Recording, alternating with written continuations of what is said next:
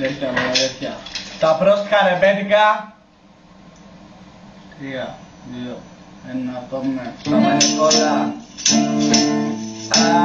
Αλλά πετάνουνε σήμερα.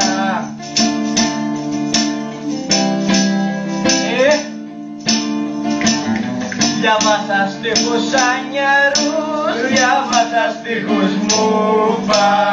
Μ' αρχίζομαι της μάνας σου, της έσκησα τη σούρα. Όταν κρατώ την πουτσα μου μοιάζω σημεοφόρος και με δοξάζει η Ελλάς, η Κρήτη και ο Φόρος. Σαν σήμερα οι Ιταλοί μας έκανανε πέλαση, οι όρκες μου στον κόλο σου θα κάνουνε παρέλαση. Το όχι των Ελλήνων μας η μάνα σου το λάλησε, γιατί ο Μουσολίνι τους τον κόλο της το πάτησε. Κι έτσι νικήκαμε, γαμίσαμε Ιταλία, αρχαία που κάνα η μάνα σου γαμιόταν απ' την τρία.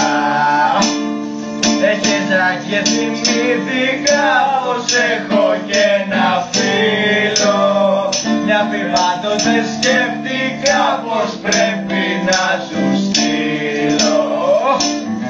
Στίχο καλό εμπνευστικά ήρθες να δημιουργήσω, αλλά γιατί το παίρνεις από μπρος, το παίρνεις και από πίσω. Κόκκινο κόλλο σου πανί και το γάβι μου ταύρος, δεν σου ήταν άσπρος κίτρινος κι ήρθε και ένας μαύρος. Καριόλα. Στα 2, στα 3, στα 4 όπως σε βολεύει, κι ας την άτιμου ξαναπτεγεύει.